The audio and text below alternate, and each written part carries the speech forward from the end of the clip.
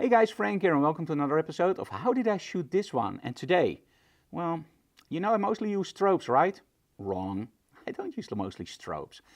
I am a lover of light, and that means that you can use any light you want. Christmas lighting, AliExpress lighting, Temu lighting, not a big fan of those, but hey, you can use any light source you want. But today we're actually using photography lights from Nanlite, the pavotubes. And what can you do with those? Well, let's take a look.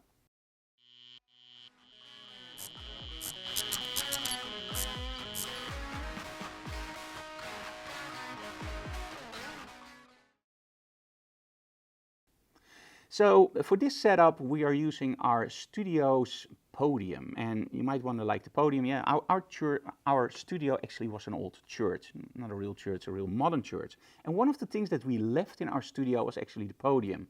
And there's this little staircase, and then we have two walls.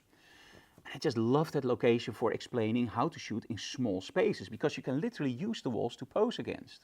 But you can also use it to light it more interesting. Now, one of the questions that students of mine always have, like, how can you mood up a frame? And I was going like, how do you mood up a frame? How can you give more mood to an image? How can you create it? Well, we can use smoke, but also color. And think about color. Color always evokes emotion. Red is an emotional color, blue. And when you combine those two, in my images, I always love it when those two just interact. But for this time, I wanted to do it slightly different. Now, we all know the pavotubes, right? Those are those nice LED tubes, and you can put them in any color you want. And the cool thing about those is they work on batteries, but you can also use them directly on USB-C. So in this case, I'm using 3 of them. We have 4 in our studio, but in this case, I'm using 3. I'm using 2 on the sides. In my case, I'm using those in the blue color, and I'm using 1 on the top in red. Now, the idea was to create something where we are using a very focused light source on our model, for example, a grid or maybe a snoot, and only make sure that our model jumps out and everything else is hit by those colors. And that's pretty easy to do if you know how to do it, but there are so many caveats. So today I want to talk about some of the problems you can encounter and also how you can solve them really easily. Now, the first thing you have to decide is, do I want my model in front of my LED tubes? In other words, do I want to see the LED tubes and do I want to see everything also in front? Now, the problem, of course, when we set something like this up is that we have lighting behind our model, we have lighting on top of our model, and we have lighting on our model with a grid. And that also means that there's no light on the foot, right? So, yeah, how do we solve that? That's where we actually use a 4th pavotube, a slightly larger one with more light output.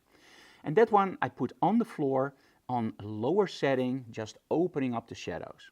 Now the reason we're using a more powerful there is because I didn't know how the shot would turn out, and then it's always easier to have one that you can just turn up than something that is already on full power and you go like, yeah, that doesn't work.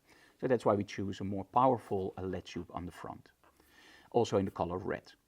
Now the first shot I took was okay, the model in the middle and you see all the LED tubes, and I just went like, yeah, this looks really interesting. And that's the part where you have to think about when you're shooting. When you're shooting, I always call it like you're on a creative high. You just keep shooting and it's awesome, you keep shooting, oh, look at those images coming in, this is great. And then later on when you're in Lightroom and you start looking at your images, often it happens that you see an image and you go like, was that really that image that I was so enthusiastic about? It looks like crap. Yeah, that's happened to me, never of course. It happens to me all the time. And that's why you should always continue shooting. I always tell myself, if I have a killer shot, I always take 5 more. If in those 5 shots there's one that's better, I take 5 more. If in that 5 there's one, you get the drill, right? And at one point you will find out, yeah, now I don't know anything anymore. And that's the point where I change my lighting setup or my angle and shoot 5 more. And at one point you will just find out, yeah, okay, now I've done it. But when you start doing this, you will, to your surprise, find out that you find so many more angles that are interesting.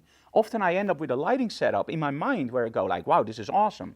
In this case, actually, the image you see now with the model just sitting in between those LED lights, that was my final image. Boring, right? Yeah, when I look at it now, I go like, yeah, there's more there. So, what is the second thing you can do? You can, of course, make sure that there's just one light visible. So in this case, we're moving our model to the side, and I'm having one blue light just peeping over her shoulder. The other lights are still there, but they just give an accent light. I like this one better. It looks a little bit more engaging. But yeah, you can also just make sure that there's no light visible. This is what we mostly do, of course. When we take a picture, we don't want the light sources in our frame, right? Because they take away the attention of our viewer. But in this case, well, let's place the light source behind our model. It gives a nice round effect. And of course, the other light sources, as you can see the accent lights, you still see the red and you still see the blue. But is that interesting enough?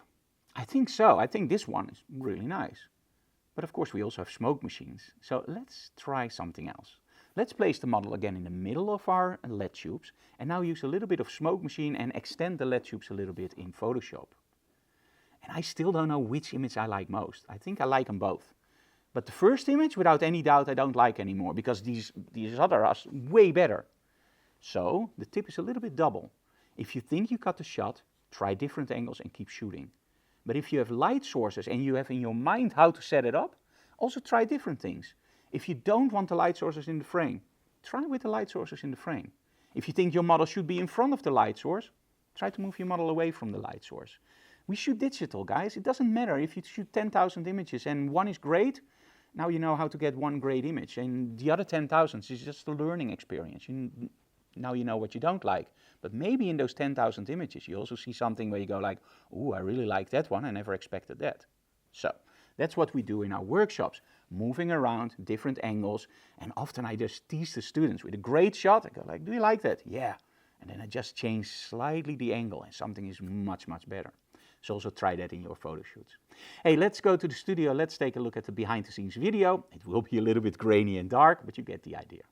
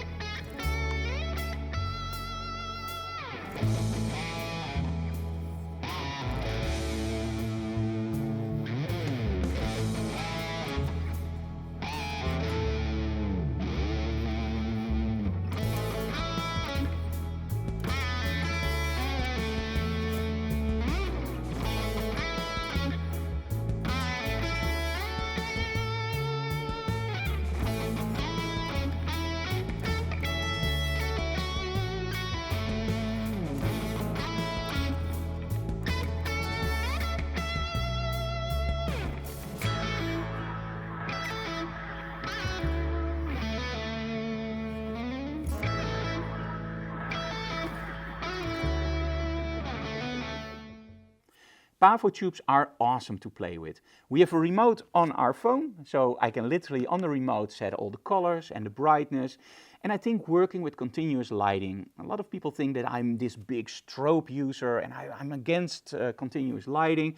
That's absolutely not true. I love continuous lighting, especially when you combine them with strobes. The reason I'm not using continuous lighting 100% is very simple. You get it? No? I will do it again. You get it? No? Okay, let me explain. You get it now? Freezing motion. If you use continuous lighting and you make your model jump, you can't freeze motion. You need for a jumping model F8, F11, and then a flash duration of 1/2000th of a second to freeze your model, preferably a little bit higher. So think about this.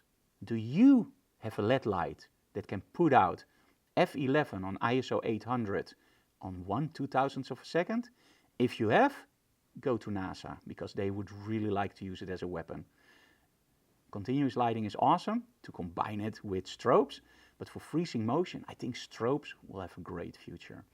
Unless, of course, you want to burn the retinas of your model. Hey, I hope you enjoyed this little tip about combining colors, smoke, and of course, choosing your right angle. See you again next time. Bye, guys. Oh, and of course, like, subscribe, and tell other people about the channel so we can grow. And I was absolutely not playing with Batman.